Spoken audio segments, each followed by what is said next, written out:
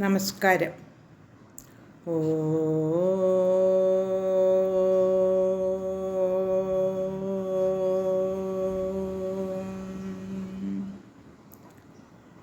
ഓ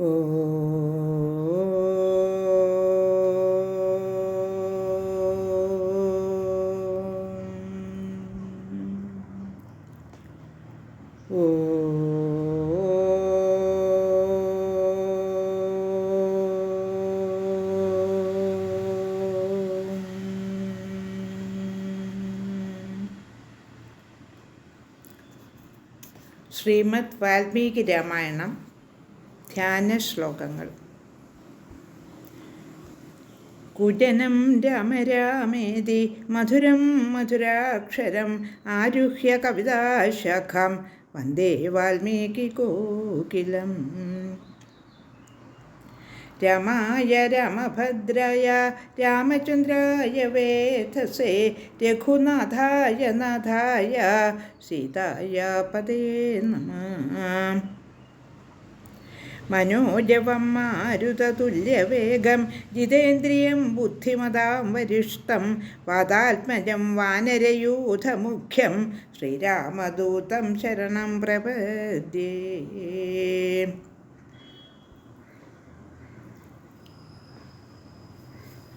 ശ്രീമദ് വാൽമീകി രാമായണം അയോധ്യാകാണ്ഡം ചതുരശീതിതമ സർഗഃ 84-ാം സർഗം. സർഗം 84-ലെ 1 തുടങ്ങി 8 വരെയുള്ള ശ്ലോകങ്ങൾ ചൊല്ലാം.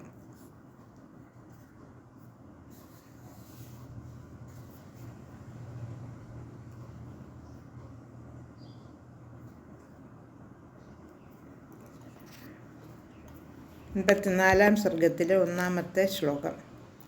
തതോ നിവിഷ്ടാം ധ്വജിനിം ഗംഗാമന്വാശ്രിതാം നദിം നിഷാദരാജോ ദൃഷ്ട്യൈവ ജ്ഞാതീൻ സപരിതോ ബ്രവീദ. മഹതീയമിതസേന സാഗരാഭാ പ്രദർശ്യത്തെ നാസ്യാന്ത്യമവഗച്ഛാമി മനസാപി വിചിന്തയൻ.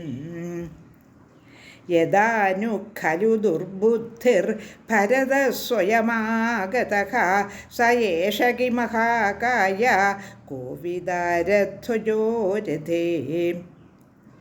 ബന്ധയിഷ്യതി വാ പാശൈരഥവാസ്മിൻ വധിഷ്യതി അനു ദാശരഥിം രാമം പിത്രാരാജ്യാത് വിവാസിതം. സമ്പന്നാം ശ്രിയമന്വിച്ഛം തസ്യ രാജ്ഞസുദുർലഭാം ഭരതകൈകേയീ പുത്രോ ഹന്തും സമധിഗച്ഛതി. ഭർത്താ ചൈവ സഖാ ചൈവ രാമോ ദാശരഥിർമമ തസ്യാർത്ഥകാമാ സന്നദ്ധ ഗംഗാനുവേത്ര തിഷ്ഠത. തിഷ്ടന്തു സർവദാ ശച്ഛ ഗംഗാമന്വാശ്രിതാ നദീം ബലയുക്താ നദീരക്ഷ മാംസമൂലഫലാശനാഃ. നവാം ശതാനാം പഞ്ചാനാം കൈവർത്താനാം ശതം ശതം സന്നദ്ധാനാം തഥായൂനാം തിഷ്ടന്ത്യുത്യപ്യചോദയേത്. 84-ാം സർഗത്തിലെ 1 തുടങ്ങി 8 വരെയുള്ള ശ്ലോകങ്ങളാണ് ചൊല്ലിയത്. ഇനി ഓരോ ശ്ലോകത്തിൻ്റെയും അർത്ഥം സാമാന്യമായതൊന്ന് നോക്കാം.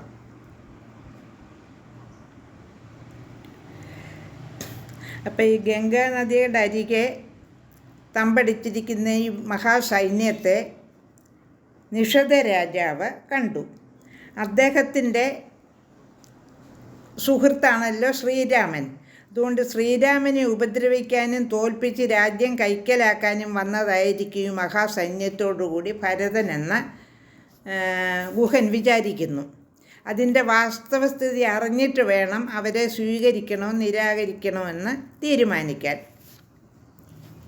രാമൻ്റെ ശത്രുവാണെങ്കിൽ തീർച്ചയായും അവരോട് യുദ്ധം ചെയ്യും, ബന്ധുവാണെങ്കിൽ അവരെ യഥോചിതം സ്വീകരിക്കുകയും ചെയ്യും. ഇങ്ങനെയാണ് നിഷാദ രാജാവ് ചിന്തിക്കുന്നത്.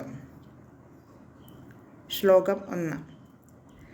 തതോ നിവിഷ്ടാം ധ്വജിനിം ഗംഗാമന്വാശ്രിതാം നദിം നിഷാദരാജോ ദൃഷ്ട്യൈവ ജ്ഞാതീൻ സപരിതോ ബ്രവീതം.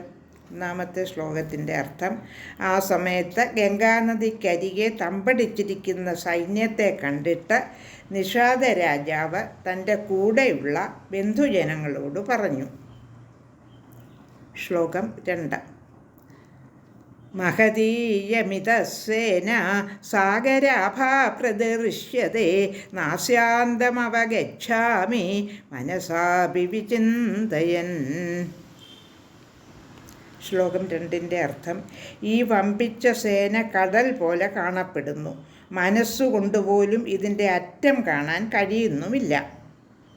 ശ്ലോകം 3. യദാനു ഖലു ദുർബുദ്ധിർ ഭരത സ്വയമാഗതഃ സ ഏഷ ഹി മഹാകായ കോവിദാരധ്വജോ രഥേ. ശ്ലോകം 3ൻ്റെ അർത്ഥം, രഥത്തിൽ വമ്പിച്ച കോവിദാരധ്വജം കാണുന്നു. അതിനാൽ ദുർബുദ്ധിയായ ഭരതൻ സ്വയം വന്നിരിക്കുന്നു എന്നാണ് വിചാരിക്കേണ്ടത്. 4-5 ശ്ലോകങ്ങൾ. ബന്ധയിഷ്യതി വാ പാശൈരഥവാസ്മാൻ വധഷ്യതി അനു ദാശരഥിം രാമം പിത്രാരാജ്യാത് വിവാസിതം സമ്പന്നാം ശ്രിയമന്വിച്ഛംസ്തസ്യ രാജ്ഞസുദുർലഭാം ഭരത കൈകേയീ പുത്രോ സന്തും സമധിഗച്ഛതി.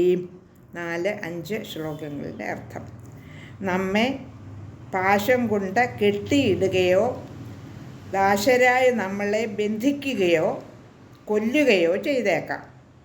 പിതാവിനാൽ രാജ്യത്തിൽ നിന്നും നിഷ്കാസിതനായ ദാശരഥി രാമനെ വധിക്കാനും അദ്ദേഹത്തിൻ്റെ അതിസമ്പന്നമായ രാജ്യശ്രീയെ നിലനിർത്താനും കൈകേയി പുത്രനായ ഭരതൻ എത്തിയതായിരിക്കാം. അങ്ങനെ തെറ്റിദ്ധരിക്കുകയാണ് ഗുഹൻ. എല്ലാവരും അങ്ങനെയല്ലേ ചിന്തിക്കുള്ളൂ, കൈകേയിയുടെ പുത്രനാണല്ലോ ഭരതൻ. അപ്പോൾ ആ ദുഷ്ടബുദ്ധി ഭരതനും കാണുമെന്നായിരിക്കാം എല്ലാവരുടെയും അനുമാനം. ശ്ലോകം 6.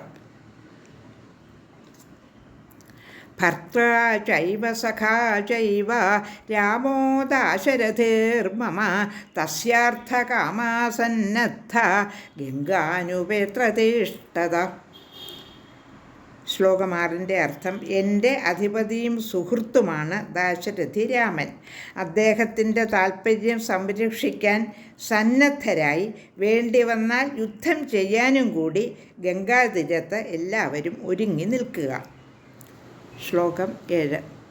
തിഷ്ടന്തു സർവദാശാച്ഛ ഗംഗാമന്വാശ്രിതാ നദിം ബലയുക്താ നദീരക്ഷ മാംസമൂലഫലാശനാഹ.